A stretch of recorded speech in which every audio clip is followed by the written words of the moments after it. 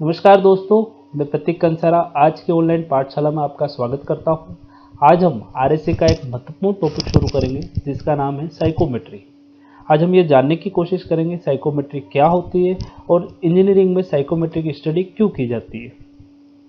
यदि हम atmospheric air की बात करें तो एटमॉस्फेरिक एयर जो होती है वो बहुत सारी गैसेस से मिलकर बनी हुई रहती है और इन गैसेस के साथ साथ एटमॉस्फेरिक एयर में एक महत्वपूर्ण पैरामीटर होता है जिसको बोलते हैं एयर के अंदर मौजूद मॉइस्चर या वाटर वेपर। इस मॉइस्चर की जो मात्रा है एयर के अंदर वो डिपेंड करती है कि सीजनल कंडीशन क्या है और साथ साथ एनवायरनमेंट कंडीशन क्या है। कई बार क्या होता है जो मॉइस्चर प्रेजेंट होता है एयर के अंदर उसकी जो मात्रा है वो काफ़ी बढ़ जाती है और कई बार क्या होता है कम हो जाती है। इस वजह से जो ह्यूमन बीइंग होता है वो क्या होता है अनकंफर्टेबल फील करता है। इसके साथ साथ ऐसे बहुत सारे पैरामीटर हैं जो ह्यूमन बीइंग को क्या करते हैं अफेक्ट करते हैं। आगे बात समझ में। तो इस वजह से हम क्या चाहते हैं एक ऐसी साइंस की स्टडी चाहते हैं जो कि क्या है एयर के बारे में स्टडी करे। आगे बात समझ एयर से जुड़े हुए पैरामीटर की स्टडी करे तो ऐसी साइंस को हम क्या बोलते हैं साइकोमेट्री बोलते हैं। यदि हम इसकी डेफिनेशन लिखना चाहें तो psychometry is that branch of engineering science which deals with the study of moisture. यहाँ पे हम बात कर रहे हैं मॉइस्चर, तो हम बात कर रहे हैं जो एयर है आपकी। सिंपली अगर मैं एयर बोलता हूँ तो एयर ना बोल के हम उस एयर को क्या बोलेंगे मॉइस्चर। क्यों? क्योंकि उस एयर के अंदर क्या होता है मॉइस्चर प्रेजेंट होता है। आगे बात समझ में। और मॉइस्चर का प्रेजेंट होना भी आवश्यक है। एक लिमिट से ज़्यादा होते ही ह्यूमन बीइंग अनकंफर्टेबल फील करता है और उस मॉइस्चर की जो मात्रा है वो एक लिमिट से कम हो जाए तब भी ह्यूमन बीइंग क्या होता है अनकंफर्टेबल फील करता है। यदि हम रेनी सीजन की बात करें तो रेनी सीजन में क्या होता है आपका जो मॉइस्चर की जो मौजूदगी होती है एयर के अंदर वो काफ़ी ज़्यादा हो जाती है जिसको हम आम भाषा में उमस वगैरह भी बोलते हैं। तो वो जो ह्यूमिडिटी की जो मात्रा है वो काफ़ी बढ़ जाती है। उस ह्यूमिडिटी की वजह से क्या होता है ह्यूमन बीइंग अनकंफर्टेबल फील करता है। तो हमारी जो ये साइकोमेट्री है वो इसी सब्जेक्ट से जुड़ी हुई है कि हम जो मॉइस्चर की जो मात्रा है उसको किस तरीके से कंट्रोल कर सकते हैं और साथ ही साथ वो जो मॉइस्चर की मात्रा है वो कितनी है उसके अंदर मेजर कर सकते हैं और साथ ही साथ हम ये भी तय कर सकते हैं कि ऐसी कितनी मात्रा मॉइस्चर की एयर के अंदर मौजूद होनी चाहिए जिससे ह्यूमन बीइंग कंफर्टेबल फील करता है। तो इन सारी चीज़ों की जानकारी हमें साइंस के अंदर मिलेगी जिसको हम क्या बोलते हैं साइकोमेट्री होते हैं। साइकोमेट्री में ये सारी चीज़ें हम काफ़ी डिटेल में पढ़ेंगे। उससे पहले हमें साइकोमेट्री से जुड़ी हुई कुछ जानकारियाँ लेनी पड़ेंगी जिसको हम बोलते हैं साइकोमेट्रिक टर्म्स या साइकोमेट्री की भाषा में हमें कुछ जानकारियाँ लेनी पड़ेगी। तो उस भाषा में कुछ टर्म्स यूज होती है उस टर्म की जानकारी लेना काफ़ी आवश्यक है। तो सबसे पहली जो टर्म यूज होती है वो है आपकी ड्राई एयर बोलते हैं। तो ड्राई एयर एक आइडियल कॉन्सेप्ट है। ऐसी कोई भी एयर एटमॉस्फेयर के अंदर मौजूद नहीं होती है और ये जो एयर होती है वो बहुत सारी गैसेस से मिलकर बनी हुई होती है। जैसे हम nitrogen, oxygen, carbon dioxide, hydrogen, argon, helium और आदि। इनमें जो मेजर पोर्शन जो होता है एयर के अंदर वो किसका मौजूद होता है नाइट्रोजन और ऑक्सीजन का। यदि हम वॉल्यूम के हिसाब से अगर देखें तो नाइट्रोजन की जो मात्रा होती है वो 78.03% होती है, ऑक्सीजन की मात्रा होती है वो 20.99% होती है और बाकी सब की मात्रा क्या है आपकी नेग्लिजिबल या अपन ये मान सकते हैं इनको कंसिडर करो तो भी ठीक है नहीं करो तो भी ठीक है। तो जो मेजर पोर्शन जो होता है वो किसका होता है नाइट्रोजन और ऑक्सीजन का। ये हमने अभी देखा। आगे बात समझ में। बट हम क्या मान के चल रहे हैं जो एयर है ड्राई एयर। तो ड्राई एयर का मतलब होता है कि इसमें जो मॉइस्चर कंटेंट है उसको हमने क्या मान के चले अपन जीरो मान के चले। किसी तरह का कोई मॉइस्चर एयर के अंदर मौजूद नहीं है। बट एक्चुअल में जो नेचर है आपका तो नेचर में जो एयर मौजूद है उसके अंदर क्या होता है मॉइस्चर प्रेजेंट रहता है। तो हम ये मान के चलते हैं जो नेचुरल एयर होती है वो क्या है आपकी ड्राई एयर नहीं हो सकती। आगे बात समझ में। तो इसमें क्या है पहली चीज तो हम ये मान के चल रहे हैं जो एयर है उसके अंदर क्या है आपका मॉइस्चर प्रेजेंट है और ये जो मॉइस्चर एयर के अंदर प्रेजेंट है वो किस फॉर्म में प्रेजेंट है ये वाटर वेपर की फॉर्म में प्रेजेंट है। और ये जो वेपर मौजूद होती है वो एयर के साथ क्या होती है मिक्स रहती है। तो दोनों का जो कंपोजिशन होता है वो किस फॉर्म में होता है गैसियस फॉर्म में होता है। आगे बात समझ। इस वजह से हमें जो मॉइस्चर एयर के अंदर मौजूद होता है वो नजर नहीं आता है। तो हम ये मान के सकते हैं जो एयर है उसको हम आइडियल गैस मानते हैं। तो इस वजह से हम जो वाटर वेपर जो मौजूद है एयर के अंदर उसको भी हम क्या मान सकते हैं आइडियल गैस मान सकते हैं। और ये दोनों क्या करती है जो परफेक्ट गैस इक्वेशन या आइडियल गैस इक्वेशन होती है उसको फॉलो करती है। ये तो हो गई बात एयर और वाटर वेपर की। ये दोनों क्या करती है आइडियल गैस इक्वेशन की पालना करती है। यदि हम गैस कांस्टेंट की बात करें तो गैस कांस्टेंट जो एयर का होता है ये हम अच्छी तरीके से जानते हैं 0.287 किलो जूल पर केजी केल्विन होता है। और यदि हम वाटर वेपर की बात करते हैं जो एयर के अंदर मौजूद है उसके लिए जो गैस कांस्टेंट होता है वो होता है 0.461 किलो जूल पर केजी केल्विन। ये हो गई आपकी ड्राई एयर क्या होती है। यदि इसमें एक और इम्पोर्टेंट पैरामीटर की बात करते हैं जिसको हम बोलते हैं मॉइस्चर, तो या अब मुझे एक अच्छी चीज़ समझनी है, यदि मैं ड्रायर की बात करूं या मॉइस्चर की बात करूं तो मेरे लिए हमेशा वो क्या रहेगी, मॉइस्चर ही रहेगी, क्योंकि ड्रायर एक हाइपोथेटिकल कॉन्सेप्ट है, क्योंकि जो एयर एटमॉस्फेयर में मौजूद है वो क्या है आपकी मॉइस्चर। तो कभी भी मैं इस सब्जेक्ट में ड्रायर बोलूँ या मॉइस्चर बोलूँ, दोनों क्या है आपकी एक ही चीज़ है। आगे बात समझ, क्यों, क्योंकि जो एयर है वो क्या है, मॉइस्चर है। आगे बात समझ, तो मॉइस्चर क्या है, मॉइस्चर नाम इसका मॉइस्चर, तो एयर प्लस मॉइस्चर, तो air plus dryer plus water vapour. अगर किसी एयर के अंदर ड्रायर और वाटर वेपर दोनों मौजूद है तो उस एयर को हम क्या बोलेंगे, मॉइस्चर। एक इंपॉर्टेंट पैरामीटर और है सेचुरेटेड एयर। सेचुरेटेड एयर का क्या मतलब है, हम ये कह सकते हैं जो सेचुरेटेड एयर होती है वो भी क्या है आपकी मॉइस्चर ही है, बट हम सेचुरेटेड वर्ड तब यूज करते हैं जब air maximum amount of water vapour hold करे। आगे बात समझे किसकी बात कर रहा हूँ, इसमें भी क्या है, वाटर वेपर तो है एयर के पास, पर अधिकतम कितना वाटर वेपर एयर होल्ड कर सकती है। तो हम कौन सी कंडीशन की बात करें, मैक्सिमम वाटर वेपर एयर कितना होल्ड करके रख सकता है, ऐसी कंडीशन जब आपका वाटर वेपर एयर के अंदर अधिक से अधिक होल्ड हो जाए। आगे बात समझिए, ऐसी कंडीशन को हम क्या बोलते हैं, सेचुरेटेड कंडीशन। तो हम ये मानेंगे जब एयर सेचुरेटेड होती है उस समय जब वाटर वेपर जो एयर के पास होगी वो क्या होगी, मैक्सिमम होगी। आगे बात समझ में। तो और मॉइस्ट एयर अगर मैं सिंपली बोलता हूँ तो इसमें ये मानेंगे कुछ मात्रा वाटर वेपर की एयर के अंदर मौजूद है, बट यदि मैं सेचुरेटेड की बात करता हूँ तो सेचुरेटेड में क्या होगी, maximum amount of water vapour air के अंदर मौजूद होगी। आगे बात समझ में। एक और इंपॉर्टेंट पैरामीटर है डिग्री ऑफ सेचुरेशन। तो यहाँ पे क्या किया, दो एयर को कंपैरिजन किया।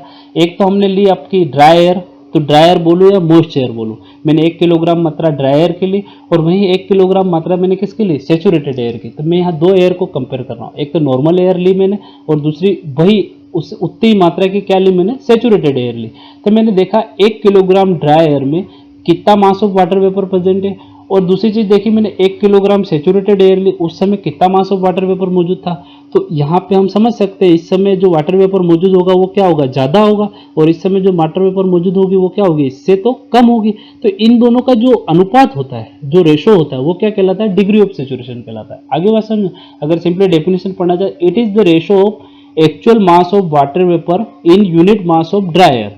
तो 1 किलोग्राम ड्राई एयर में कितना मास ऑफ वाटर वेपर मौजूद है, टू द रेशो है ना, to the mass of water vapour in the same mass 1 kilogram ये था, 1 किलोग्राम ये था, same mass of saturated air में कितना मास ऑफ वाटर वेपर मौजूद है। मतलब इस समय जो वाटर वेपर मौजूद होगा वो मैक्सिमम होगा और इस समय जो वाटर वेपर मौजूद होगा वो कम होगा। तो इन दोनों का जो अनुपात कहलाता है वो क्या कहलाता है, आपका डिग्री ऑफ सेचुरेशन कहलाता है। आप अच्छे से समझ पाए होंगे डिग्री ऑफ सेचुरेशन क्या होता है। यदि हम पांचवें और इंपॉर्टेंट पैरामीटर की बात करें तो इसको बोलते हैं ह्यूमिडिटी, स्पेसिफिक ह्यूमिडिटी या ह्यूमिडिटी रेशो भी बोलते हैं। ये सिंपली हमने क्या किया, यदि मैं 1 किलोग्राम ड्राई एयर लूँ, क्या लूँ, 1 किलोग्राम ड्राई एयर लूँ, इस 1 किलोग्राम ड्राई एयर में कितना mass of water vapour present है। सिंपली क्या बोला मैंने, 1 किलोग्राम ड्राई एयर में जितना मास ऑफ वाटर वेपर मौजूद होगा उसी को हम क्या बोलते हैं, ह्यूमिडिटी बोलते हैं। मैंने 1 किलोग्राम एयर ले ली, इसमें कितना मास ऑफ वाटर वेपर मौजूद है, तो इसको हम बोलते हैं ह्यूमिडिटी। सिंपली जो ह्यूमिडिटी होती है इसको हम किस में एक्सप्रेस करते हैं, ग्राम पर केजी ऑफ ड्राई एयर। मतलब 1 किलोग्राम में कितना ग्राम मास ऑफ वाटर वेपर का मौजूद है, तो ये इसकी क्या हो गई, यूनिट हो गई। आगे बात समझ में, ग्राम पर केजी ऑफ ड्राई एयर। तो ये सिंपली आपका ह्यूमिडिटी है। यदि हम एक और पैरामीटर है आपका 6 number, absolute humidity. Absolute humidity क्या होती है, यदि हम यहाँ तो हम पर केजी 1 किलोग्राम ड्राई एयर लेते, यहाँ हम लेते 1 मीटर क्यूब ड्राई एयर। मतलब यहाँ पे हमने क्या किया, वॉल्यूम लिया, 1 metre cube volume dry air का लिया या इतना वॉल्यूम एयर ले ली। इस वॉल्यूम ऑफ एयर में कितना मास ऑफ वाटर वेपर मौजूद है। आगे बात समझिए, 1 मीटर क्यूब ड्राई एयर में कितना मास ऑफ वाटर वेपर मौजूद है, यही मात्रा क्या कहलाती है, आपकी एब्सोल्यूट ह्यूमिडिटी कहलाती है। तो इसको कैसे एक्सप्रेस करेंगे, इसको तो ग्राम पर केजी का, तो यहाँ क्या बोलेंगे, gram per metre cube of dry air. तो ये क्या कहलाती है, मेरी एब्सोल्यूट ह्यूमिडिटी कहलाती है। एक और इंपॉर्टेंट पैरामीटर है 7वां, जिसको बोलते हैं रिलेटिव ह्यूमिडिटी। तो यहाँ पे भी कंपैरिजन हो रहा है। कंपैरिजन क्या हो रहा है, देखो एक मैंने क्या लिया, 1 मीटर क्यूब ड्राई एयर ली और 1 मीटर क्यूब क्या ली, सेचुरेटेड ड्राई एयर ली। आगे बात समझे, 1 मीटर क्यूब क्या ली, ड्राई एयर ली और 1 मीटर क्यूब क्या ली, सेचुरेटेड ड्राई एयर ली। तो ये जब इसके अंदर जो मास ऑफ वाटर वेपर मौजूद होगा, सपोज करो मैंने उसको बोला MV, और जब सेचुरेटेड ड्राई एयर थी उस समय जो मास ऑफ वाटर वेपर था उसको बोला मैंने एस, सिंपली यहाँ मैंने MVS लिखा है तो इसको मैं डायरेक्टली क्या लिख सकता हूँ, MS भी लिख सकता हूँ। तो मैं बोलूँगा it is the ratio of mass of water vapour present in a given volume to the mass of water vapour present in the same volume of saturated dryer. आ गया समझ में?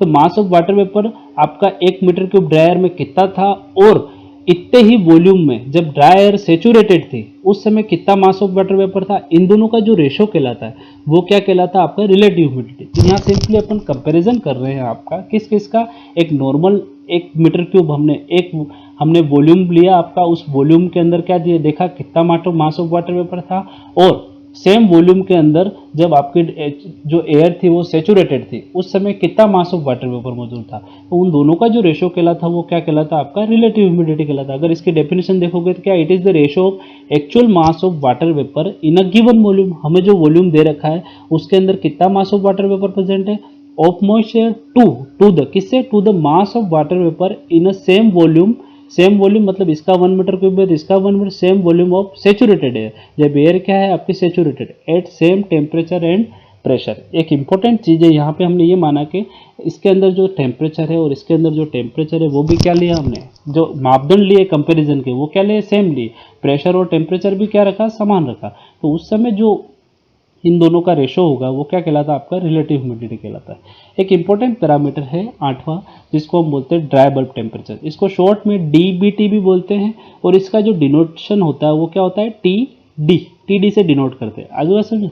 तो हम सिंपली जो थर्मोमीटर, हम जो टेम्परेचर मेजर करने के लिए हम कौन सी डिवाइस यूज़ करते हैं, थर्मोमीटर यूज़ करते हैं, या कोई भी डिजिटल मीटर अपन यूज़ करते हैं जिससे हम क्या करें, टेम्परेचर मेजर करें। आगे बात समझे? तो वो टेम्परेचर मेजर करने के लिए हमारा जो थर्मोमीटर जो एटमॉस्फेरिक का जो भी टेम्परेचर रिकॉर्ड करता है या मेजर करता है उसको हम क्या बोलते हैं, ड्राई बल्ब टेम्परेचर बोलते हैं। या सिंपली ये समझ सकते हैं टेम्परेचर जो हम लोग सेंस करते हैं, हमारे द्वारा जो टेम्परेचर सेंस किया जाता है वो क्या कहलाता है, आपका ड्राई बल्ब टेम्परेचर किया जाता है। या मेरा थर्मोमीटर सिंपली, अब मैंने उस थर्मोमीटर से जो भी टेम्परेचर एटमॉस्फेयर का मेजर किया वो क्या कहलाता है, उसका ड्राई बल्ब टेम्परेचर कहलाता है। एक इंपॉर्टेंट पैरामीटर है आपका वेट बल्ब टेम्परेचर, जिसको हम क्या बोलते हैं, WBT। यहाँ पे क्या किया, जो थर्मोमीटर होता है आपका, थर्मोमीटर में क्या होता है आपका, उसके एंड पे आपका बल्ब होता है, वो जो सेंसिंग नोब होती है जिसको हम थर्मोमीटर की क्या बोलते हैं, सेंसिंग नोब। वो सेंसिंग नोब भी क्या करती है, आपके टेम्परेचर मेजर करती है। तो जो बल्ब होता है थर्मोमीटर का, उस पर क्या लगाते थे हम, गीला कपड़ा लपेट देते हैं। उस गीले कपड़े को लपेट के हम क्या करेंगे, उस एयर का यदि टेम्परेचर मेजर करते हैं तो उस टेम्परेचर को हम क्या बोलते हैं, वेट बल्ब टेम्परेचर मेजर करते हैं। आगे बस हम गीला कपड़ा लपेटने की वजह से क्या होगा, जब एटमॉस्फेरिक की एयर उसके कांटेक्ट में आएगी तो उस कपड़े का जो कपड़ा गीला है उसका क्या होगा, इवोपरेशन होगा। उस इवोपरेशन होने की वजह से वो टेम्परेचर क्या होगा, रिड्यूस होगा। तो जो कपड़ा है वो तो सूखने की कोशिश करेगा, सूखने की वजह से जो पानी था कपड़े के अंदर उसका क्या होगा, इवोपरेशन होगा। और इवोपरेशन की वजह से वो जो वेपर बनी वो वेपर किस में मिक्स हो गई, एयर के अंदर मिक्स हो गई। मतलब ये हुआ आपका कि जो मेरी एयर है वो अभी सेचुरेटेड नहीं हुई। यदि मेरी एयर सेचुरेटेड हो जाती उस समय क्या होता है, वो जो कपड़ा था आपका वो क्या होता, उसका इवेपोरेशन ही नहीं होता और वो कपड़ा क्या रहता, गीला ही रहता। और जो उस समय क्या करता, आपका ड्राई बल्ब टेम्परेचर और वेट बल्ब टेम्परेचर दोनों क्या होते हैं, मेरा थर्मोमीटर सेम ही नोट करता। आगे समझ में? तो मेरा जो इससे ये पता चलेगा कि मेरी एयर है, एटमॉस्फेरिक एयर, वो सेचुरेटेड हुई या नहीं हुई। आगे बात समझ में? तो इसको हम बोलते हैं वेट बल्ब टेम्परेचर। एक इंपॉर्टेंट पैरामीटर है 10th number, that is called wet bulb depression. तो यहाँ जो वेट बल्ब डिप्रेशन एक टर्म यूज़ की है वो सिंपली ये चीज़ दिखाती है आपकी कि एयर के अंदर अब भी क्षमता है या नहीं है, जो सेचुरेशन की क्षमता, मतलब आपकी जो जब आपका एयर का इवोपरेशन होगा, जब हम वेट बल्ब टेम्परेचर मेजर करते हैं तो जब इवोपरेशन हो रहा है मतलब जो वेपर और ऐड कर सकते हैं या नहीं कर सकते हैं। आगे बात समझ में? तो ऐसी चीज़ की जो पता किया जाता है वो डिप्रेशन कैलकुलेट करके पता किया जाता है। तो it is simply difference of DBT minus WBT। तो इन दोनों का जो डिफरेंस आएगा वो क्या कहलाता है, मेरा वेट बल्ब डिप्रेशन कहलाता है। एक important parameter that is called due point temperature, TDP। तो यहाँ पहले हम एक चीज़ समझ लेते हैं, ये मेरा टेम्परेचर और एंट्रोपी डायग्राम है। आगे बात समझ में? ये मेरा एक सेचुरेटेड कर्व है, ये जो लाइन है इसको बोलते हैं क्रिटिकल पॉइंट, हम अच्छे तरीके से जानते हैं। इस कर्व के ये वाली जो लाइन होती है इसको बोलते हैं liquid line, saturated liquid line. और इस क्रिटिकल पॉइंट से इधर वाली जो लाइन है इसको बोलते हैं सेचुरेटेड वेपर लाइन। आगे बात समझ में? ये रीजन होता है जो एयर का, इसको सुपरहीटेड रीजन बोलते हैं, इसको बोलते हैं लिक्विड प्लस वेपर रीजन, और इसको हम जो बोलते हैं लिक्विड रीजन बोलते हैं। अब आगे बात समझ में। सपोज करो मेरी जो एटमॉस्फेरिक एयर है वो क्या है, सुपरहीटेड फॉर्म में। किस फॉर्म में, सुपरहीटेड, क्योंकि गैसियस फॉर्म में होती है। तो मेरा जो लिक्विड और वेपर भी जो मौजूद है, तो मैंने जब उस एयर को अगर मैं इस डायग्राम पे शो करना चाहता हूँ तो that is my A, point A is the atmospheric air. आगे बात सुनिए, जिसका मैंने एयर टेम्परेचर मेजर किया। अब इस एयर का यदि मैं टेम्परेचर मेजर करता हूँ तो मैंने सिंपली बताया जो मेजरमेंट डिवाइस है मेरी वो टेम्परेचर नोट मेजर करेगी, उसको हम क्या बोलते हैं, ड्राई बल्ब टेम्परेचर बोलते हैं। क्या बोलते हैं, ड्राई बल्ब टेम्परेचर। तो ये मैंने टेम्परेचर यहाँ शो कर दिया। आगे समझ। तो यहाँ मैं क्या चाहता हूँ, ड्यू पॉइंट टेम्परेचर मेजर करना चाहता हूँ। What is the meaning of due point, और ये ड्यू पॉइंट टेम्परेचर क्या होता है ये समझने की कोशिश करते हैं। तो इस समय जो एयर के अंदर जो वाटर वेपर मौजूद है, किसकी बात कर रहे हैं हम, वाटर वेपर की। तो उसका जो प्रेशर होता है उसको बोलते हैं हम PV, partial pressure of water vapour. इसको क्या बोलते हैं, partial pressure of water vapour. आगे बात समझ में। यदि इस वाटर वेपर को मैं क्या करूं, कूल करना शुरू करूं, क्या करूं, कूल करना शुरू करूं। तो कूल करने के लिए मैंने क्या किया, प्रेशर में कोई भी चेंज नहीं किया। यदि मैं कूल करूंगा कूल करूंगा कूल करूंगा तो एक ऐसी कंडीशन आ गई बिना प्रेशर में चेंज करें। क्या बात कर रहा हूं मैं यहाँ, प्रेशर में कोई परिवर्तन नहीं किया। तो सेम कांस्टेंट प्रेशर पीवी पे मैंने इसकी कूलिंग करी। एक ऐसा टेम्परेचर आएगा जब ये क्या हो जाएगा आपका, जब ये सेचुरेटेड हो जाएगा। क्या हो जाएगा, सेचुरेटेड हो जाएगा। यदि मैं इससे ज़्यादा कूलिंग करता हूँ तो ये क्या हो जाएंगे, आपका लिक्विड बनना शुरू हो जाएगा। तो ऐसा पॉइंट, ड्यू पॉइंट एक ऐसा टेम्परेचर है जहाँ पे जो वेपर होती है वो कंडेंस होना शुरू हो जाती है। या ये मानेंगे कंडेंस होने का क्या मतलब है, वो लिक्विड बनना शुरू हो गई। या ये मानेंगे हम drop of due will be form. ये ड्यू पॉइंट टेम्परेचर एक ऐसा तापमान है जहाँ पे क्या होती है, जो ड्रॉप बनना, जो वेपर थी उसकी क्या बनने शुरू हो जाती है, ड्रॉप बनना शुरू हो जाती है। ये मानेंगे जो एयर के अंदर जो लिक्विड था वो फॉग, आपने देखा होगा धुंध, धुंध बनना शुरू हो जाती है ड्यू पॉइंट टेम्परेचर पे। तो हमारी जो एयर है उसकी कांस्टेंट प्रेशर पे, कांस्टेंट प्रेशर कौन सा, पीवी पे मैं कूलिंग करना शुरू करूँ, और कूलिंग करते करते क्या करूँ, वो इतनी ठंडी हो जाए और उसके बाद उसका क्या हो जाए, कंडेंसेशन शुरू हो जाए। तो यहाँ पे आपको जो नज़र आएगा इस रीजन के अंदर वो क्या नज़र आएगी, धुंध नज़र आएगी एयर के अंदर, जिसको बोलते हैं। और ऐसा बिंदु जहाँ पे ये शुरुआत होती है इसको हम क्या बोलते हैं, ड्यू पॉइंट टेम्परेचर। तो इस पॉइंट के कोरस्पॉन्डिंग में यदि तापमान मेजर करता हूँ तो वो मेरा क्या कहलाता है, ड्यू पॉइंट टेम्परेचर कहलाता है। आप अच्छे तरीके से समझ होंगे। तो यहाँ पे क्या है, हमें जो प्रश्न जो गिवन होते हैं, क्वेश्चन न्यूमेरिकल वगैरह दे रखे होते हैं, इसमें हमको ड्यू पॉइंट टेम्परेचर मेजर करना होता है। तो हम क्या करते हैं, सबसे पहले partial pressure of water vapour calculate करते हैं, और इस वेपर के हिसाब से हम क्या करते हैं, ये पूरी कांस्टेंट प्रेशर लाइन होती है, यहाँ से यहाँ इस तरीके से फॉलो करती है, यूँ शुरू होती है, फिर ऐसे जाएगी और फिर ऐसे जाएगी। तो इसको बोलते हैं कांस्टेंट प्रेशर लाइन।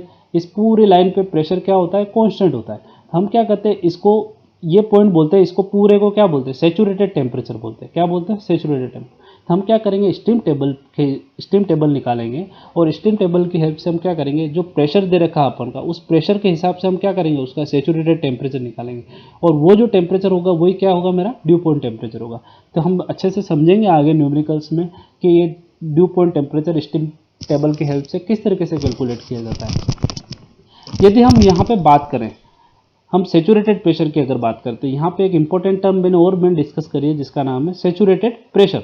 देखो ये मेरा एयर थी, यदि मैं क्या करूँ, इस एयर के अंदर क्या करूँ, मॉइस्चर ऐड करना शुरू करूँ, बट उसका जो टेम्परेचर है एटमॉस्फेरिक एयर का, उसमें कोई चेंज नहीं करूँ।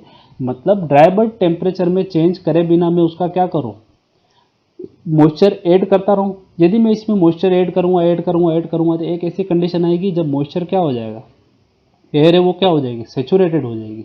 तो without change in dry bulb temperature, यदि एयर मेरी क्या हो जाती है, सेचुरेटेड हो जाती है, तो उस समय जो प्रेशर होगा उसको बोलते हैं सेचुरेटेड प्रेशर। और उस समय जो एयर होल्ड होगी आपकी, एयर जो मॉइस्चर होल्ड करेगा वो क्या होगा, आपका मैक्सिमम होगा। आगे बात समझे, इसलिए इसको हम क्या बोलते हैं, आप सेचुरेटेड एयर भी बोलते हैं। तो सेचुरेटेड प्रेशर किस तरीके से कैलकुलेट करेंगे, मैं ड्राई बल्ब टेम्परेचर निकालूंगा और उस ड्राई बल्ब टेम्परेचर के हिसाब से क्या करूँगा, स्टीम टेबल से सेचुरेटेड प्रेशर कैलकुलेट कर दूंगा। तो उससे मुझे क्या मिल जाएगा, सेचुरेटेड प्रेशर PS मिल जाएगा। आप अच्छे से समझ पाए होंगे कि TS डायग्राम से कि ड्राई बल्ब टेम्परेचर क्या होता है, ड्यू पॉइंट टेम्परेचर क्या होता है। तो सिंपली आपका जब आपका ड्यू बनना शुरू हो जाए, अगर आप एयर को कूल करते हो और ड्यू बनना जहाँ पे शुरू हो जाए या जहाँ से कंडेंसेशन स्टार्ट हो जाता है, वही क्या कहलाता है, मेरा ड्यू पॉइंट टेम्परेचर कहलाता है। एक और important parameter that is called due point depression. Due point depression क्या होता है, it's simply difference of DBT minus due point temperature. तो ड्राई बल्ब टेम्परेचर और ड्यू पॉइंट टेम्परेचर का डिफरेंस क्या कहलाता है? मेरा ड्यू पॉइंट डिप्रेशन कहलाता है। ये है आपका साइकोमीटर। साइकोमीटर क्या होता है आप अच्छे से समझने की कोशिश करते हैं। देखो साइकोमीटर जो होता है वो मेरा क्या करता है, दो पैरामीटर मेजर करता है। वो क्या मेजर करता है? एक तो ड्राई बल्ब टेम्परेचर और वेट बल्ब टेम्परेचर। तो ड्राई बल्ब टेम्परेचर और वेट बल्ब टेम्परेचर हम किसके हेल्प से मेजर करते हैं? साइकोमीटर। तो साइकोमीटर आपका एक मेजरमेंट डिवाइस है जो कि ड्राई बल्ब टेम्परेचर और वेट बल्ब टेम्परेचर मेजर करती है। इन्हीं पैरामीटर की हेल्प से हम क्या कर सकते हैं? बाकी पैरामीटर कैलकुलेट कर सकते हैं। तो यहाँ सिंपली क्या होता है, आपका एक बोर्ड बना हुआ रहता है, इस तरह का वुडन बोर्ड होता है। इस वुडन बोर्ड पे क्या होता है, दो थर्मोमीटर फिक्स किए जाते हैं। पहला तो किया जाता है वो होता है आपका वेट बल्ब मेजर करने के लिए, ये दूसरा जो मेजर करने के लिए हमने शो कर रखा है वो है डीबीटी। देखो ये जो ड्राई बल्ब टेम्परेचर मेजर करने के लिए हमने क्या किया, इसका जो बल्ब है आपका थर्मोमीटर का उसको तो ओपन कर रखा है, और जो वेट बल्ब टेम्परेचर मेजर करने के लिए हमने क्या किया, इसके अंदर क्या किया, एक क्लॉथ लगा दिया जो वेटेड क्लॉथ है। क्या है? वेट क्लॉथ है, जिसको अपन ने क्या कर रखा है, इस बल्ब को कवर कर रखा है। आप अच्छे से समझ पाओगे हमने WBT क्यों मेजर किया। और ये जो साइकोमीटर है इसका ये हैंडल है। हम क्या करते हैं, इस साइकोमीटर को क्या करते हैं, एटमॉस्फेरिक एयर में ओपन कर देते हैं। दोनों जो भी थर्मोमीटर है ये साथ में WBT और DBT दोनों साथ में मेजर करेंगे। हम क्या करेंगे, इस हैंडल की हेल्प से क्या करेंगे, इसको एटमॉस्फेरिक एयर के अंदर क्या करेंगे, इसको रोटेट करेंगे। ये हैंडल किस लिए दे रखा है? एयर के अंदर इसको रोटेट करने के लिए। ऐसा हम थोड़ी देर करेंगे। उसके बाद जो भी टेम्परेचर आपका मेजर होगा, चाहे WBT मेजर हो और DBT मेजर होगा, वो मेरे क्या होंगे, जो टेम्परेचर होंगे वो हम नोट कर लेंगे। आगे समझे तो सिंपली साइकोमीटर एक डिवाइस है जो कि क्या करती है, आपकी वेट बल्ब टेम्परेचर और ड्राई बल्ब टेम्परेचर मेजर करती है। और उसमें भी साइकोमीटर में काफ़ी साइकोमीटर होते हैं। हमने यहाँ जो साइकोमीटर पढ़ा वो कौन सा, आपका स्लिंग साइकोमीटर। आप समझ गए होंगे स्लिंग साइकोमीटर की हेल्प से हम WBT और DBT किस तरीके से मेजर करते हैं। सिंपली यहाँ जो डिफरेंस है वो क्या है, इसकी जो नॉब है वो एयर के अंदर डायरेक्टली ओपन होती है, और इसकी जो नॉब है इस पर हमने क्या किया, एक गीला कपड़ा या वेटेड क्लॉथ से हमने इसको क्या कर दिया, कवर्ड कर दिया। आगे समझ में। तो ऐसा जो साइकोमीटर होता है और इसके द्वारा जो रीडिंगें नोट होंगी, आगे समझे, उसको WBT और DBT बोलते हैं। और ये एक सिंपल स्लिंग साइकोमीटर होता है। आशा करता हूँ आप अच्छे से सारे पैरामीटर समझ पाए होंगे।